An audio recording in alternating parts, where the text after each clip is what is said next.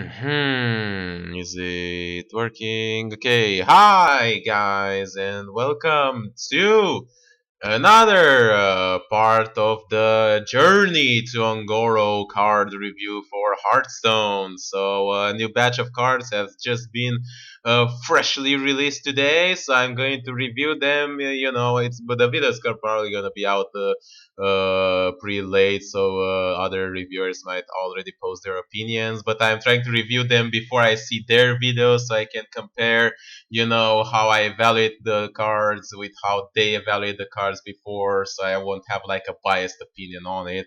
And yeah, that's the basic idea of it. So we're gonna get right on with it. The one thing that I have to know that it was a little bit of a mistake in the last episode. There are like nine adaptation possible instead of like six that I said initially, and the others have been released. There is one like that it gives like +3 health.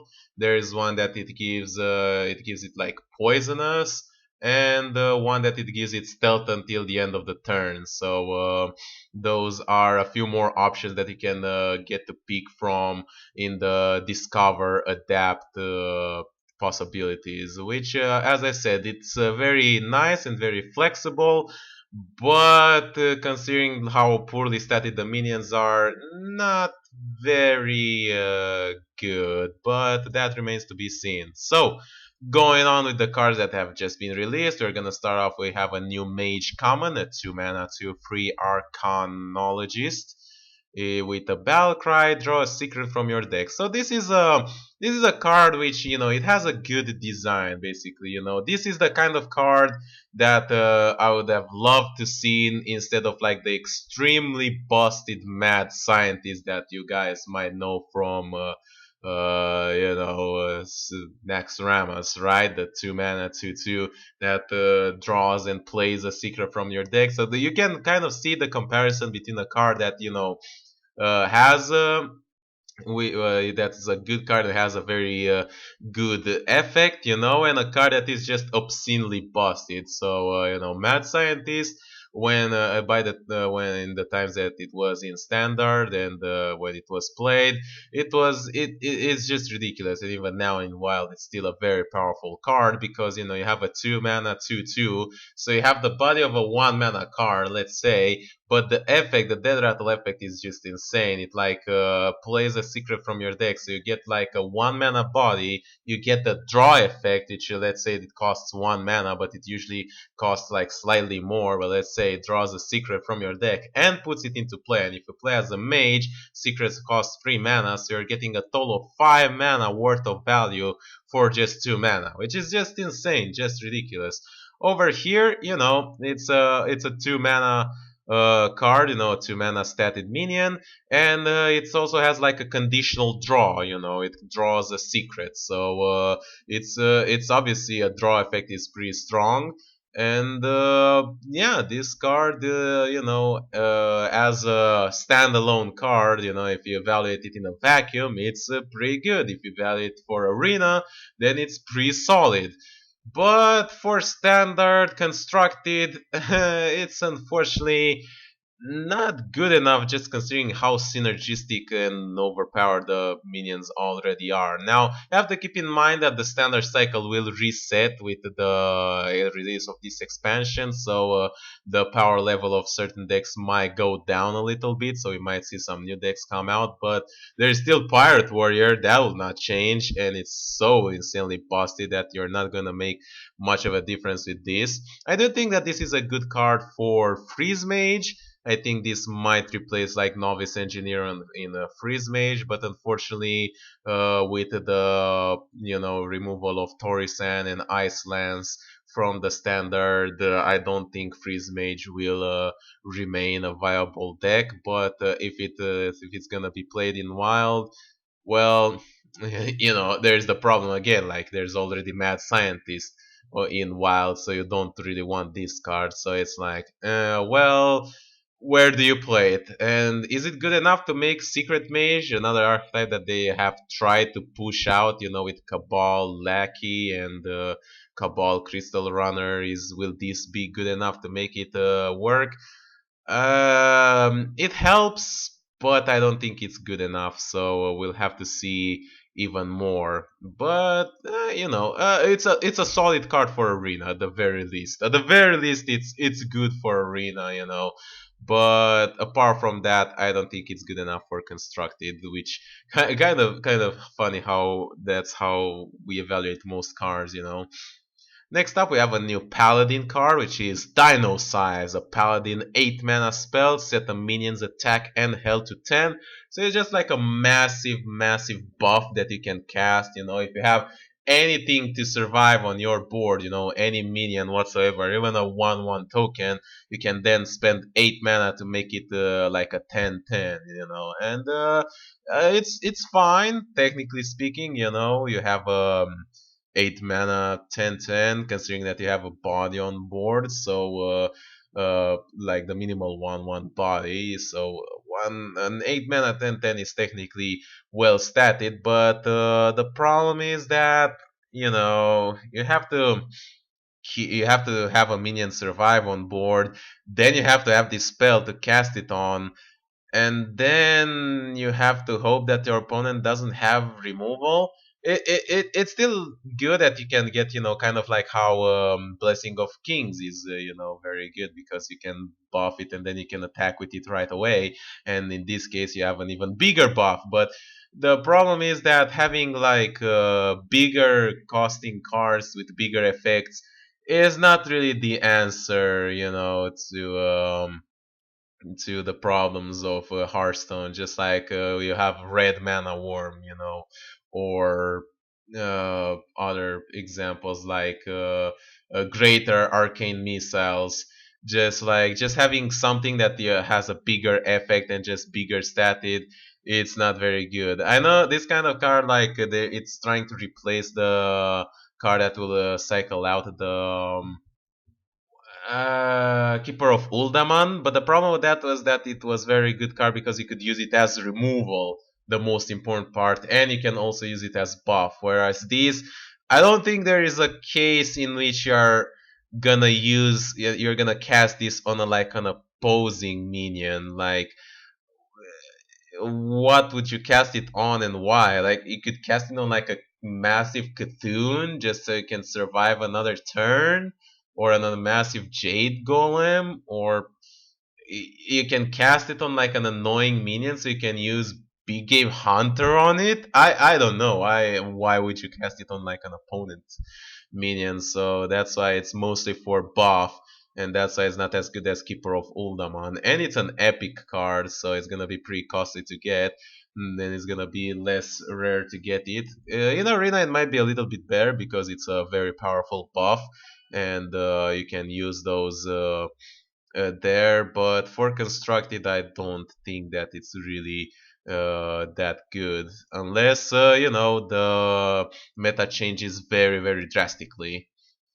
Alrighty then, next up we have the new Elise card. So Elise comes back in this expansion as a 5 mana 5/5, so it has a slightly beefier body. And it's Elise the Trailblazer. So she's going on the expedition, has a cool new art. With a battle cry, shuffle a sealed Ungoro pack into your deck. So it's kind of a funny joke that they made with this card, they made a legendary card that gives you a Ungoro pack, and the Ungoro pack is exactly what you might expect. It's basically a pack opening inside the Hearthstone game. So it's just like inside of match of a Hearthstone. So it's a 2 mana spell, an Ungoro pack that adds 5 Journey to Ungoro cards to your hand. So it's kind of like how a few people have said that it's kind of like a Kabbalist Tome that you play and you get free mage spells. And in this case, you have to play a legendary that gives you this extra card that you draw and that you play for 2 mana and gives you 5 cards, 5 Journey to Ungoro cards in your hand. Now, obviously, these cards can be anything. It's all random, so you can get a bunch of garbage or you can get a bunch of good cards. You can even get another Elise Trailblazer or even more of them, so you can basically get infinite value with them. So Jade Druid, watch out! You might have a little bit of competition if the opponent gets extremely lucky. And it does have a lot of value. That's what I'm trying to say with this card. You know, it gives you another card in your deck, so you can survive fatigue, and then getting 5 extra cards for 2 mana has a lot of like value if you go for like a control or late game kind of thing. But the problem is that once again, these kind of decks do get countered by combo decks. There are not that many left, but there could be some more out there, and by Jade decks that can just get infinite value inherently. They don't need to get lucky to get infinite value, you know, the Jade Druid decks. So that's why this is problematic. For Arena, though, I think if you can get it off, you know, it's a solid static minion and it gives you this. If you can also draw it, it's pretty much insane value. Like, you should be set if you have like a solid control deck. As for constructed, it's for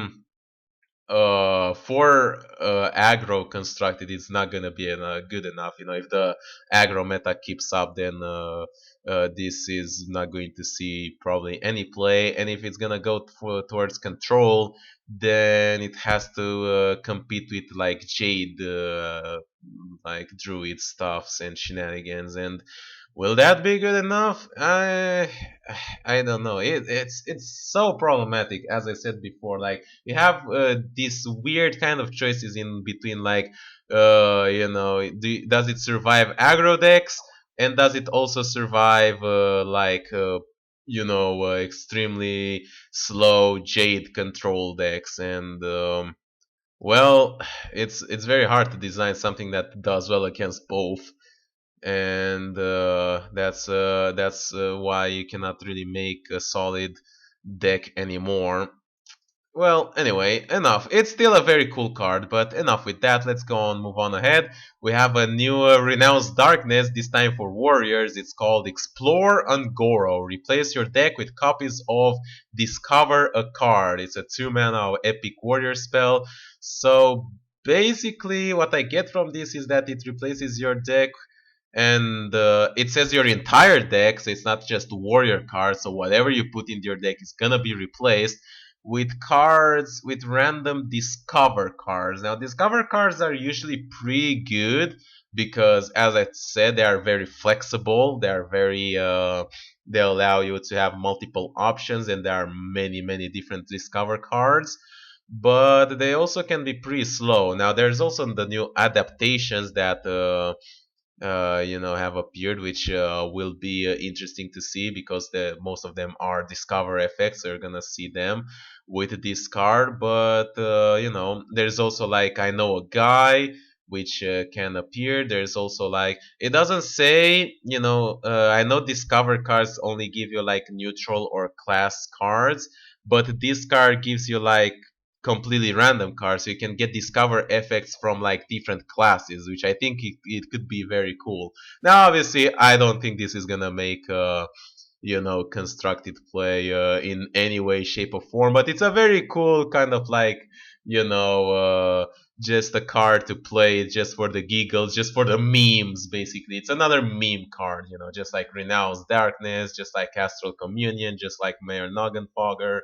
All these kind of cards are very nice and they're very cool, and I would like to make a deck out of it.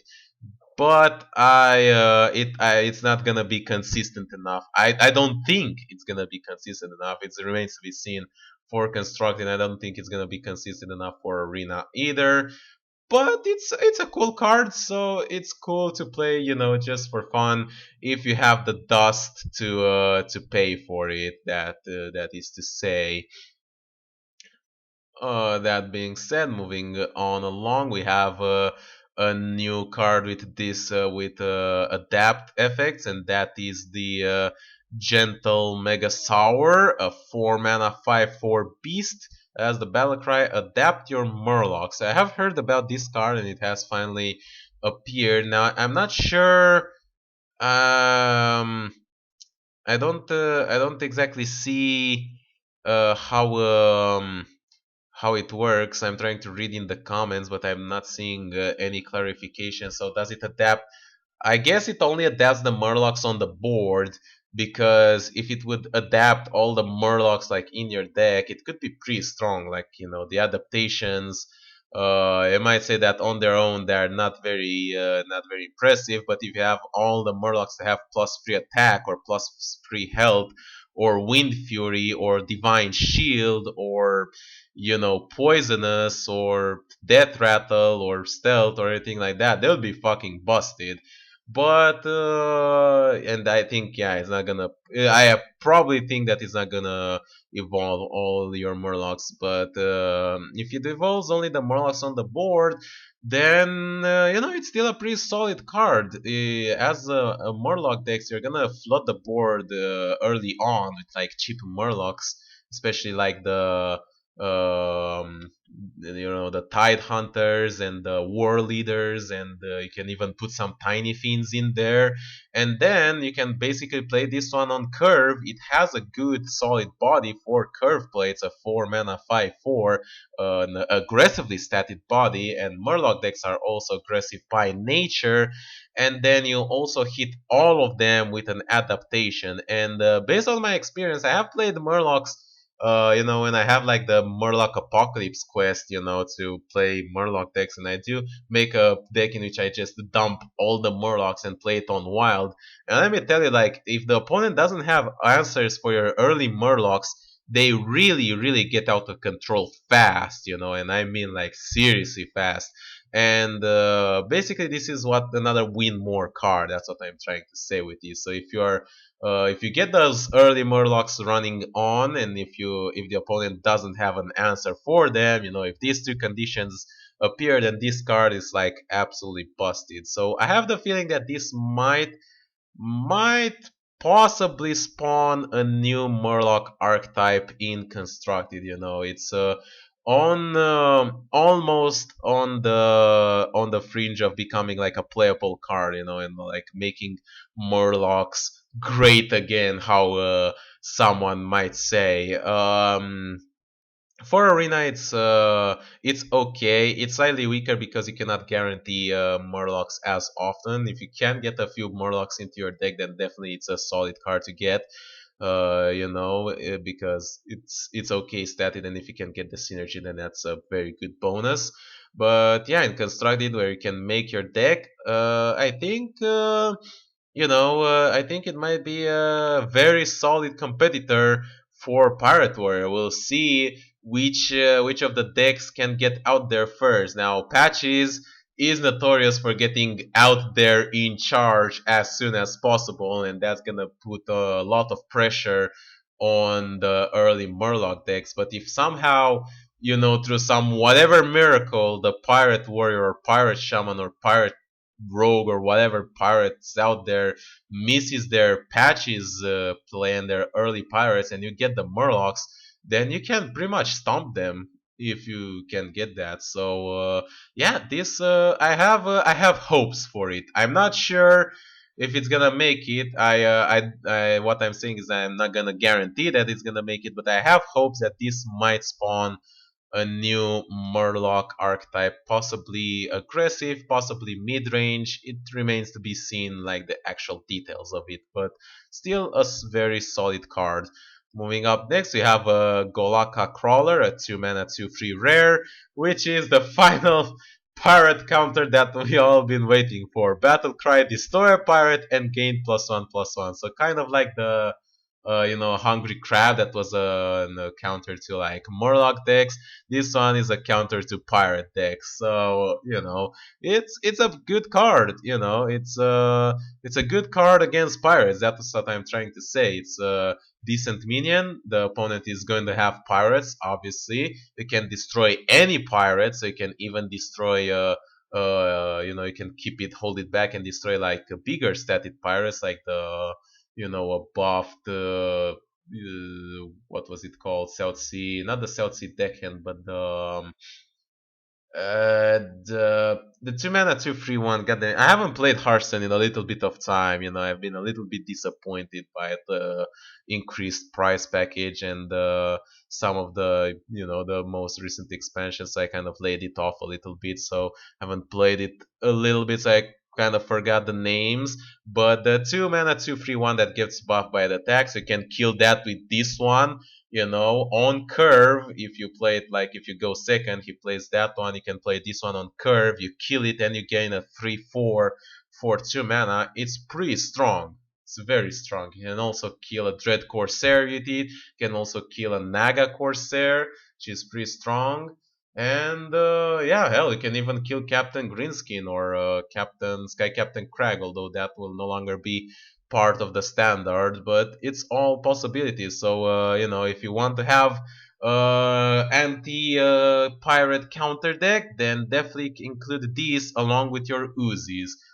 Unfortunately, if you play against anything other than pirates, then it's not really that good. I mean, it's a 2 mana 2/3, so it's okay as stats, but let's be realistic. That's not gonna be good enough for constructed.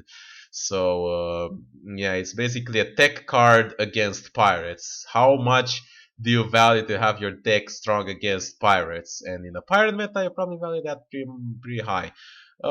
For arena, it's fine. It's better for arena obviously because it's solid statted. And hey, if your opponent has a pirate, then hey, bonus for you. If not, well, at least it's a 2 mana 2/3. So that's basically how the card works. But it is kind of funny. I'll give it that. So you have a few cards left, so let's get going a little bit faster through them. We have a new discard for the Warlocks. We have the Lakari Fellhound, a 4 mana, 3/8 Taunt and Demon, but with the unfortunate battle cry of discarding two, not one, but two random cards. So you have to think about it. This kind of card is like the Ancient of Blossoms, which is it's a 6 mana card. Unfortunately, the Ancient of Blossom is not really that good of an example. It's not really that good of a card. It's not really that played in constructed either. So you have to think more closer. You think like maybe like a Senjin Shieldmaster. So the basic for 4 mana, the basic taunt that you're gonna get is like a 3/5 taunt. And what does this offer? It offers the demon tag and 3 extra health, and in exchange for that you discard two cards. So is that worth it? Kind of. I mean, if you play it in like a discard deck and you get the discard synergy with it, it might work. But there are so few discard cards, and there are some of them are even rotating out in the standard cycle. The Tiny Knight of Devil and the Feast of Jiraxa. So you only have two of them, and the problem is that when you draw too many discard cards of one at once, then you get into the problem of like you play one and you discard the other discard card, and it's like they get very clunky in your hand. So you have to really think about it. It's very good against aggro. Obviously, it's a very powerful taunt body that any aggro deck is gonna have like a very hard time to punch through. And it also has the demon tag, but the against like a control meta, or a mid-range sort of meta, losing two cards is is kind of painful, and that's why I'm not exactly sure what it's if it's gonna see play. But there is another card that might encourage it to see play, and that's the card that I'm actually gonna get into, and that is the a new quest card for Warlock. This time it's a Lakari Sacrifice. So the quest is to discard 6 cards, which is not too hard to accomplish, and it's fine, I guess. And you have Doomguard, you have the Lakari Fellhound, have a few other discard cards like Soulfire, or I guess you can start to include cards like Succubus. That could be fine for a change. And the reward that you're gonna get is the Nether Portal, which the Nether Portal is a 5 mana spell that once you open it, it will permanently, for the rest of the game, at the end of your turn, summon 3/2 imps. So it's once again like the previous quest, it has a very high demand from you, and in exchange it offers like a very high reward. Now the problem with this is that the reward, not only that the demand is high, but the reward is like very long term basically. So you have to play this quest on turn one, which doesn't do anything, or later if you don't want to have it on turn one. You have to discard 6 cards, which is very painful unless you manage to luckily discard like a silverware golem among them.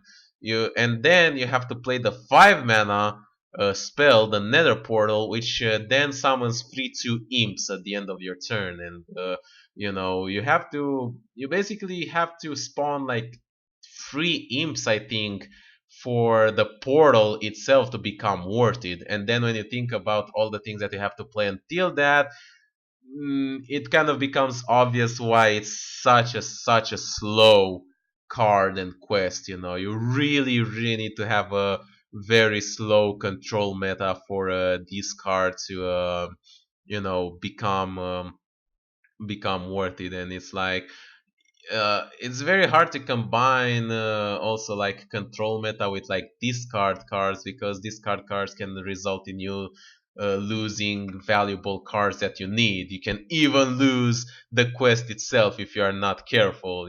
Let's assume that might happen, or the Nether portal itself. So that's why it's kind of hard. It's kind of, I don't know. And once again, you have Jade Druid saying hello if you're gonna play a control deck. So yeah, I don't know. I don't know if this is gonna be good enough to see enough play. Moving on ahead, we have a new rogue card, which is a new death rattle card. So this is kind of interesting. It's actually a new rogue legendary. I haven't noticed that it's a legendary. Shurazin Corpse Flower. It's a 4 mana 5/3, so slightly below average stats. Death rattle go dormant, and what does that mean? It becomes like a seed that, from what it looks, you cannot remove it by the way it looks. So you cannot like once it becomes a seed, you cannot like remove it through twisting nether or something like that. Maybe you can. I don't think so. I just by the looks of how the card looks like, it doesn't seem that you are able. And then you have to play 4 cards in a turn to revive the minion. So it's another like kind of like infinite value minion, kind of like a Nubarak, but it's slightly better because it's cheaper. You can get it out there sooner, and you don't have to repay mana for it in order to get it out there. Now the problem is that you have to play 4 cards in order to have it, and it's kind of problematic because combo rogue doesn't go very well with death rattle rogue. So if you want to make a combo deck, you don't really put death rattle cards. If you want to make a death rattle deck, you don't really put combo cards. And then kind of having to combine them both, it's like you have to really pull a little bit of strings with it. So yeah, you have to think about some cheap death rattle cards that you have to put in there in order for this card to work. But cheap death cards there are out there. There's also the backstab that is also always going to be played in Rogue. There's also an eviscerate, so you might be able to get some synergy out there with it. Now obviously the problem is that once you use all this card and you get in like top deck mode, you no longer have 4 cards in your hand. Then it's gonna be very very difficult to get it out of the dormant state at that point. So you're gonna need even more card draw, and possibly even gadget sand to put in your deck. So yeah, it's definitely a very interesting card. I can say that at the very least, and it does have the potential, the possibility for infinite value, provided that you have enough cards to play. So it's kind of limited to how many cards you have in your deck. But yeah, it's very interesting, and it's good to see that we have another one of these cards to replace the poor old Anubarak that is gonna go in the standard cycle. As for Arena, I don't think it's really that good because you cannot really you don't really have that much death rattle synergy, and you cannot really consistently get cheap cards. And as a 5 mana 5/3 that just stays there and potentially could come back again once or maybe twice if you are lucky later in the game. I don't think it's really that worth it. So yeah, probably might see playing some sort of combination of a death rattle, uh, the death rattle rogue, or it could be even discovered by a jade druid and be like, hey. I have infinite cards. I can get this card out of the dormant state infinite times. So what's up? Moving on ahead, we have the new Hunter Legendary. Now, I don't know what to say about this card. I was hoping something a little bit more spectacular to help Hunter get out of the giant hole that they are after Mean Streets of Gadgets. And we have Swamp King Dread, a 7 mana 9/9 beast. So it's pretty well statted. After your opponent plays a minion, attack it. So it's kind of like it has a sort of like a latent charge effect, but it only works against minions. It only works when it plays them. So it's pretty cool. It also seems to ignore the taunt ability of the opponent's minions, so you can kill an opposing minion behind the taunt. So that's why it's very good. However, it is extremely hard countered by like poison minions, and it also it's also going to be a hard counter by like minions with high attack that you're gonna get in like sort of like a mid game, so it's only going to attack like into one or two minions at most.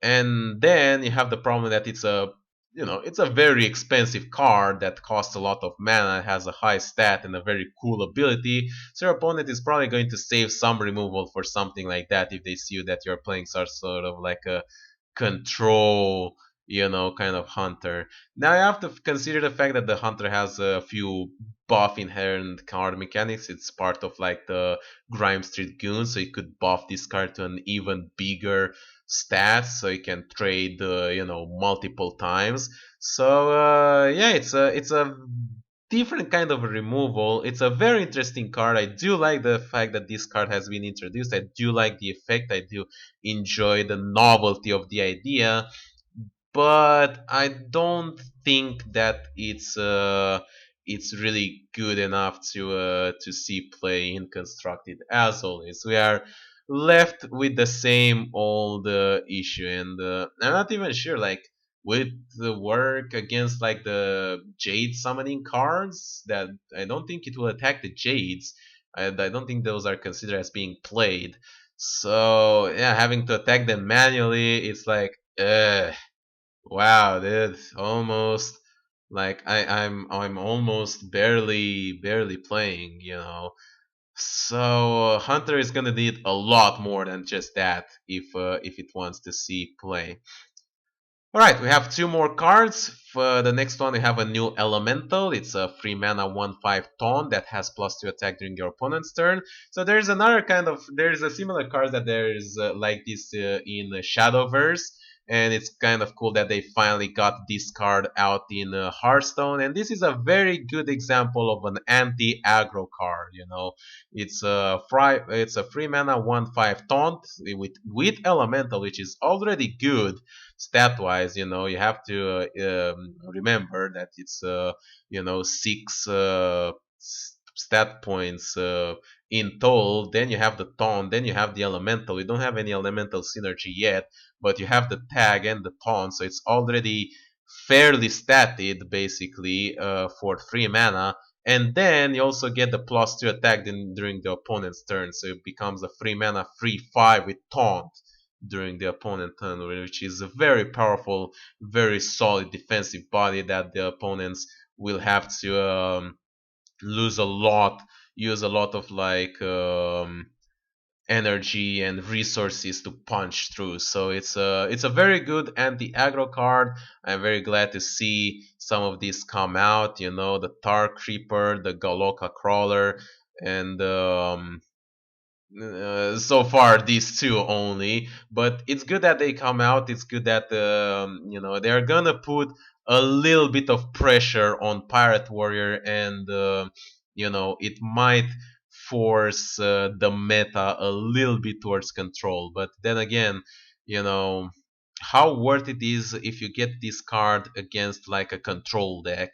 Against like a control deck, it's gonna become a free 5, but the control deck is not gonna hurry to attack into it, and during your turn it's just a 1/5, so you're not gonna make that much of a valuable trade with it. So Mm, mm, it's debatable how good that is, but it's, as I said, it's a very good card against aggro, and I'm glad to see that some of these cards appear because we definitely needed a little bit of help to sustain against the fucking sorry for the swear words, but against the insane aggro that Pirate Warrior just deployed, like the kill you before Reno, basically. It's insane. So yeah, that's pretty good. And finally, have a new priest card, a 4 drop. Unfortunately, it seems, but yeah, it's kind of hard. Like the priest kind of needs like 2 drops. That's what I kind of like try to send the message. Even the previous expansion, like it has some okay 3 drops. It has a lot of 4 drops already, but it's kind of missing 2 drops, and that's the problem with this card, that there are already two very good 4 drops in the in the priest cards. So I'm not sure if this is gonna be good enough to replace them, and having too many 4 drops makes your deck very inconsistent in that part. But anyway, the Turtle on Shell Razor, 4 mana, 2/6 taunt, so another taunt. It's a weaker taunt, compared to like the Twilight Guardian, but it's still a very solid high health taunt with a death rattle to give a random friendly minion +1/+1. So it basically becomes a 4 mana free 7 worth of stats. And it also have the taunt effect, and yeah, it's pretty good, pretty valuable, and with high health, it means that it's gonna hopefully survive at least 1 turn. So even if you don't have a minion on the board before him, you can get a minion on the board after him. You can get the buff, and you can get some slightly better trades with it. So it's kind of okay in a sort of like against aggro decks, or maybe in a sort of mid-range environment. Possibly even a sort of decent card against control decks. It has a high health and it provides more value, but again, the problem is not with the card itself, but with the fact that there are already many 4 drops, 4 mana cards in the priest slot, so you have to consider what cards you take out in order to put this card in. However, it's a death rattle card, which works pretty good with the quest from that the priest has. So that is something a little bit to keep in mind. It's something that works very well with the quest. Yeah, it's also very good for arena. I forgot to mention that. I think this card is like very well statted for arena. It has the taunt, it has the body, it has the effect. I think it's a very solid pick for arena, and it's a common card, so you're gonna get it pretty often. It's not as insane as Cabal Talon Priest, but I don't think it would be very far off. It would if it were tweaked just a little bit. So yeah, That's just basically all the cards that have been released so far and all my opinion on them. Some very interesting cards, some very cool mechanics, some new quests, some meme cards. So all in all, Hearthstone in a nutshell so far, but not really enough to define a new meta, I think, at least in my opinion. So yeah, hope you guys enjoyed watching. Make sure you leave a like, subscribe to see more, and I'll see you next time with what I learned to make. Bye bye.